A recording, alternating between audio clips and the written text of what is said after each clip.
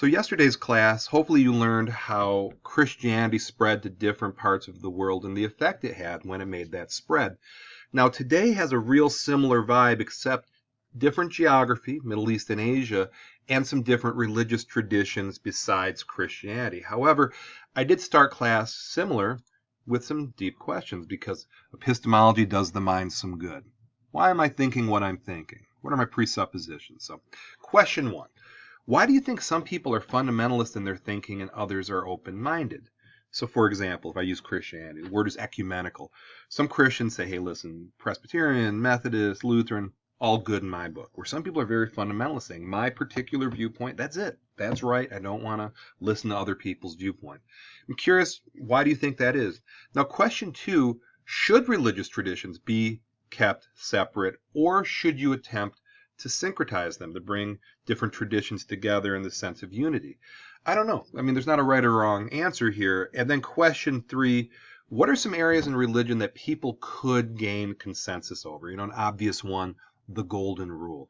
Some areas, not so much. So, for example, if you say, I think in the afterlife there is heaven and hell, and one person says, no, I think there's reincarnation, that might be hard to find some consensus. So anyway, after the philosophical side, we got into the nuts and bolts. And all the stuff I'm about to show you now stems from pages 307 to 312, if you learn better that way than listening to my voice. So the story of Indonesia, and here's Indonesia in Southeast Asia. Now, Indonesia has a moderate form of Islam today, and it's illustrative of a story. So the term that's used is the Large March of Islam. So when Islam came about in the 7th century, it gradually won over more followers. And again, we're talking in the Middle East here, okay? We're talking, here's Mecca, here's Indonesia. So it took a while to get there, okay? So that's why it's in this unit 1450 to 1750. Now, what happened was Islam blended with the native traditions of Indonesia, which created a more progressive form of Islam. Now, some people like that, saying, yeah, this is good. And other people said, this is absolutely wrong, which, furthered those divisions within Islam. But to this day, in modern times, that's the way Indonesia is. Now, to counter this, and please, I apologize for any of my mispronunciations today. I'll do the best. I know I have my thick Midwestern accent, but I'll do my best here. But this is the counter to this more progressive form from a man named Muhammad ibn Abd al-Wahhab. And he had some teachings. Now, similar to Martin Luther to Catholicism, he was really upset over certain practices some people were doing that he considered idolatry. Okay? And he created a very strict belief system. His teaching said no tobacco, no alcohol is a given, no musical instruments, any tax that's not related to the religious aspects, I don't have to pay that. Anything that was considered idol worship was destroyed. Strict rules were placed upon women and how they conducted themselves and how they dressed. A very strict form of Islam, okay? And you can see how it applies to Saudi Arabia. Now, if I compare Saudi Arabia to Indonesia, it's a much more strict form because this is where Wahhab's teachings took place, in this area here, and they embraced it. Okay, it was called the Wahhabi movement, named after the man. So Ibn Saud, Saudi Arabia, provided the political backing and financial backing for this movement. So to this day, Saudi Arabia is still a very strict form of Islam stemming from this, okay? So my point of this is, as religion spreads and as people take their form of it, it really affects the culture, it affects the politics.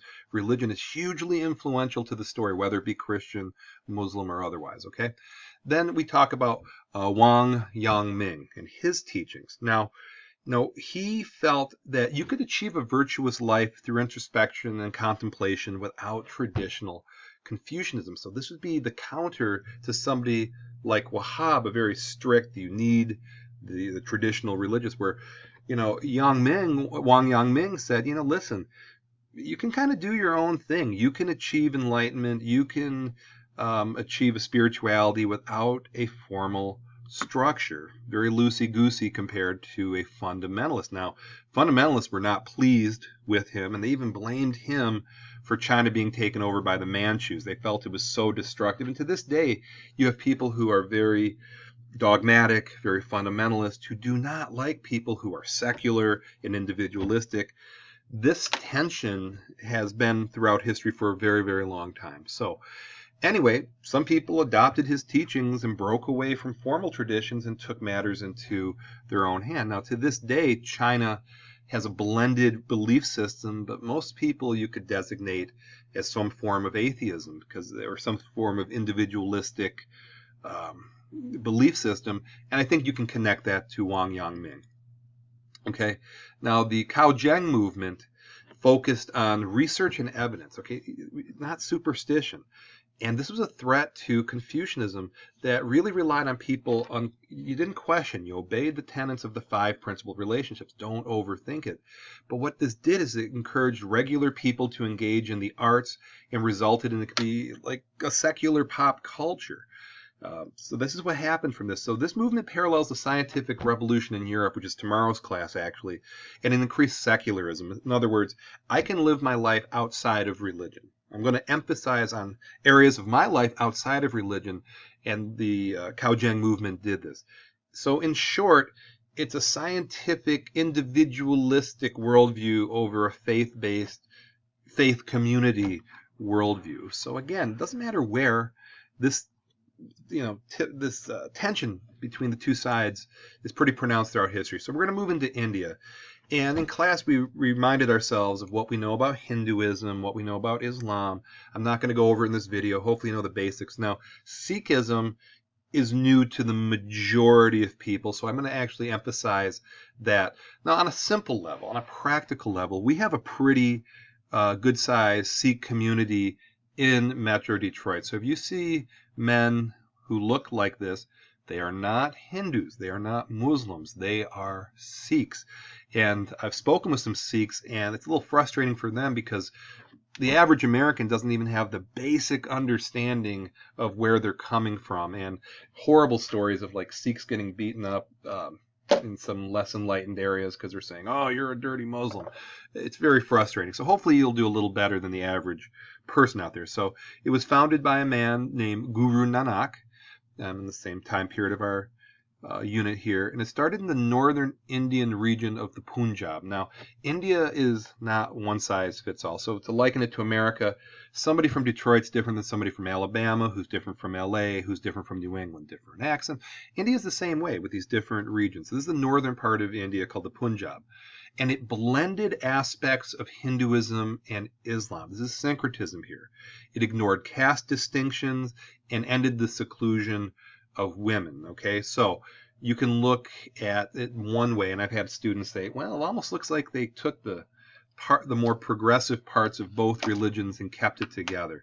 And they created their own holy book. Okay, it's called the Guru Granth, which means teacher book, and it's a very peaceful religion. Sikhs are very peaceful in their belief system. However, because they faced oppressions from both Hindus and Muslims, they had to defend themselves and went on to be pretty tough in the military department, but that was out of necessity. So in other words, they're peaceful in their heart, but they're willing to fight if they have to, and they've had to. So anyway, the real basic sort of thing. So let me take this into a more modern story here. So syncretism to division. So at a certain point, the Mughal leader Akbar blended aspects of Islam, Hinduism, and Zoroastrianism. He incorporated Christian saints and Christian art into his palaces. So there was a time where India was becoming very syncretic, where they were blending religions. In fact, there was even a popular movement called the Bhakti movement, which was an attempt to bridge it together, but it didn't work out that way. So after the British lost control of India, it's called the partition. India split into 4 different nations with majority religion, with Pakistan being Muslim, Bangladesh being Muslim, Sri Lanka being primarily Buddhist, and India being primarily Hindu. Kashmir is under dispute. That's for another day, because we'll talk about that in the final unit of class. And in modern times, this is the most recent census data I could find. Ballpark, India is 80% Hindu, 14% Muslim, 2% Christian, 2% Sikh, 1% Buddhist. But bear in mind, this is out of 1.3 billion people, so even a small percentage is a good chunk of change. So anyway, the big questions to leave, and I hope you got this. Why do some people follow orthodoxy, others follow syncretism? Which of these two positions is philosophically more correct in your opinion? In what ways does religion unite, and in what ways does it divide?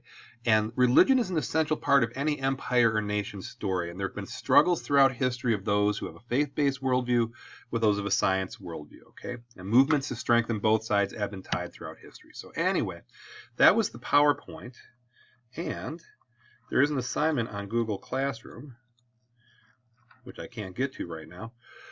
So anyway, go to Google Classroom, go to class 39, and there's a couple questions that you can answer, and we will call the class. And I'm sorry I'm not giving you the visual, but you can find it, class 39. So thank you for watching.